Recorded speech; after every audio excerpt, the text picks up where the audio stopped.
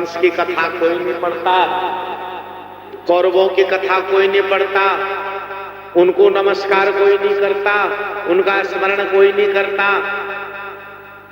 जो करता है सात्विकी ऋषि मुनियों को, तपस्वियों को, संतों को याद करता है, उन सतोगुणियों को जिन्होंने प्रभु की सत्यता पर सब कुछ अपना निछावर कर दिया, बलिदान कर दिया, निस्वार्थ प्रीति करी, निस्वार्थ भक्ति करी, निष्कपट प्रेम किया जिन्होंने प्रभु से, वो सात्विक हो गए। यह बात इसलिए मैं कह रहा हूं कि जो गुरु महाराज जी थे, इतनी सात्विक उनका आहार था कि अगर उनको सब्जी या दाल में कहीं बाल का कौर महसूस हो जाए तो त्याग देते थे और उस दिन व्रत ही रखते थे, बिल्कुल व्रत रखते थे, फिर भोजन नहीं करते थे।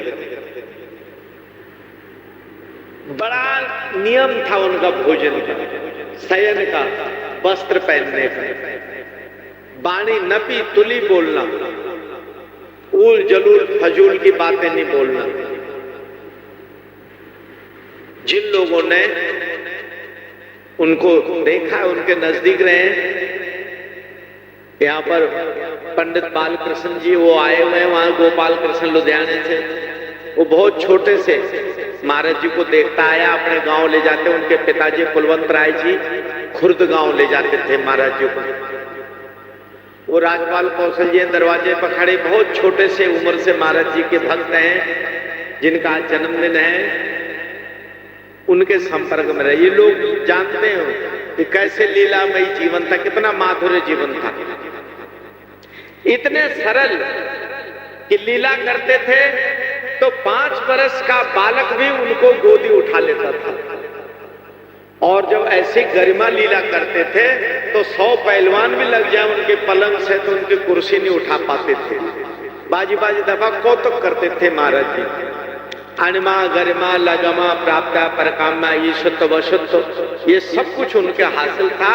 और इसका जिक्र जो है वो परमहंस अद्वैत मत में दर्ज है किताब में, और उसमें देखेंगे आप कि स्वामी सार शब्दानंद जी के द्वारा लिखित किताब चकोड़ी की पाकिस्तान की घटना लिखी हुई है। उसमें कि एक खुले खेत में एक टाली का पेड़ था, शीशम का पेड़। तो उन दिनों नंगली गुरु महाराज जी सारे संतों को, जो कि जिनकी संख्या लगभग 500 थी, महाराज जी वहां नदी किनारे ले जा करके सबको नेति धोती सिखाते थे। नेति क्रिया कैसे की जाती है, धोती क्रिया कैसे की जाती है, दूध नेति कैसे होती है, स्नेह नेति कैसे होती है, बस्ती क्रिया कैसे होती है, उड्डयन क्रिया कैसे होती है, मूल बंद क्या होता है, जलंधर बंद क्या होता है, भस्त्रिका क्या होती है, प्राणायाम क्या होता है, ये सारी क्रियाएं प्रैक्टिकल कराते थे। तो महाराज जी ये ड्यूटी लगा देते थे कि हीरानंद जी आप सारे गुरु भाइयों को ये कराओ क्रिया।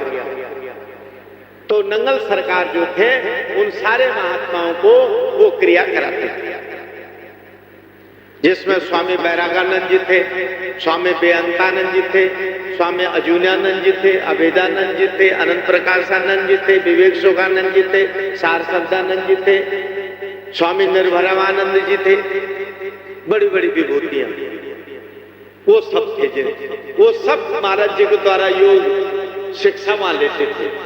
एक दिन एकाएक चकोड़ी मठ में श्री महाराज जी बोले कि चलो हमको वहां ले चलो जहां हीरानंद जी योग सिखा रहे बच्चों को। गुरुदेव को वहां ले आए, वो टाली के नीचे पलंग रख दिया, टाली के नीचे पलंग रख दिया, महाराज जी बैठ गए, पलंग में विराजमान, दर्शन दे, सारे संत आए, सबने दंडवत प्रणाम किया। महाराज जी बोले तुमको सिखाने वाला जो हीरानंद है वो कहाँ है? बोले महाराज यही थे हमारे बीच में। बोले ढूंढो कहाँ है? ढूंढा ढूंढा ढूंढा कहीं नहीं। बोले अच्छा है, कहीं इस पेड़ पे तो नहीं चढ़ गया? देखो तो ऊपर चढ़ के। अब महाराज जी कौतुक बचन लीला करी, तो बारी बारी से सारे संत चढ़े पेड़ पर, सब पत्ता पत्ता छान मारा, कहीं ऊपर नहीं। अरे भाई 7 फीट का आदमी, बड़ा लंबा कद था महाराज जी का। कहां मिलता टाली के पेड़ पर, कहीं नहीं मिले। जब वो सारे संत हार गए तो दयाल प्रभु के आगे विराजमान सारे संत कहने लगे, प्रभु जी उनका तो पता नहीं, अब आप ही जाननहार है, कहाँ है। बोले हम आज्ञा देते हैं हीरानंद जी नीचे उतर आओ, और पेड़ में से प्रकट होकर नीचे उतरे सबके सामने। ये उस किताब में वो कथा दर्ज है जिन्होंने अपनी आंखों से देखा है।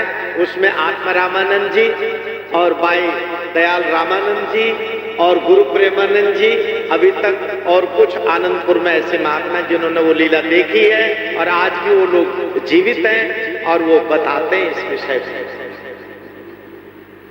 ऐसी लीला, वो अदृश्य हो जाना, रहना हमारे बीच में लेकिन दिखाई नहीं देना किसी को। ये सारी विशेषताएं उसमें उनमें थी एक सतोगुणी साधना के। जो साधना, जो अजपा जाप, जो अनहद नाद, जो सहज समाधि, जो उपदेश आप सबको दिया हुआ है, उसी की कमाई उन्होंने भी कहा। लेकिन उन्होंने क्या, अत्यंत सात्विकी वृत्ति से। तुम करते हो तामस या राजस वृत्ति से। तुम इसलिए भजन करते हो कि मेरे बेटे का नौकरी लग जाए, मेरा बेटा अच्छे नंबरों से पास हो जाए, मेरे घर में संतान मिल जाए, मेरी दुकान नहीं चल रही दुकान चल जाए, मेरा मुकदमा नहीं ठीक हो रहा मेरा मुकदमा जीत जाए, मेरा रोग कट जाए।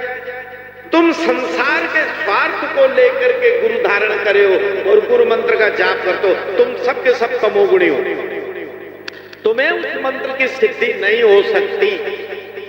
सिद्धि उसी को होगी जो निष्कपट निष्काम भाव से उस दीक्षा को जप करेगा, उसकी कमाई करेगा, जैसे श्री महाराज जी ने स्वयं अपने जीवन में करी। क्या आप ऐसा करेंगे? मैं तो आशा करता हूं कि आप ऐसा करेंगे, जरूर करेंगे। ये सर्वश्रेष्ठ मार्ग है, इसमें आप सारी मखलूकात से जुड़ जाते हैं, सारी समष्टि से जुड़ जाते हैं और समग्र विश्व में आपके संकल्प सिद्ध हो जाते हैं। दूसरी घटना उनके जीवन की, अभी तक सुनाने वाले सुनाते हैं। नंगल बिहाला की बात, लाहौर में सतगुरुदेव नंगली सरकार सत्संग कर रहे थे और नंगल बिहाला में, यहाँ होशियारपुर के गांव नंगल बिहाला में, तहसील दसवा में, श्री महाराज जी एक ही कमरा था वो चक्की वाला, उसके ऊपर शाम की टाइम आरती प्रार्थना के बाद महाराज जी प्रवचन कर रहे थे। तो गर्मी के दिन थे तो 25-30 घड़ा पानी भर के रखा रहता था संगतों के, लेकिन ठंडा हो जाएगा छत छत, और सवेरे उठा के वो कुल्लियों में रख दिया जाता था संगतों के पीने के लिए। रात को प्रवचन करते करते एकाएक महाराज जी ने हुक्म फरमान किया कि संगतों ये घड़े उठाओ पानी के लाहौर की तरफ फेंक दो। नंगल बिहाला में ये वचन है कि ये जल के घड़े उठाओ और लाहौर की तरफ फेंक दो। बस क्यों फेंको, जल्दी फेंको। क्यों कि लाहौर में नंगली सरकार जिस समय प्रवचन कर रहे थे, एकाएक दीवा से स्टेज को आग लग गई। संगत में जब भगदड़ मची तो उसी वक्त लाहौर में महाराज जी बोले, भाई संगतों अपनी अपनी जगह बैठ जाओ।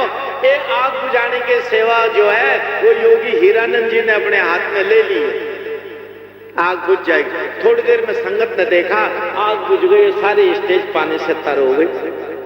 आया कहां से पानी?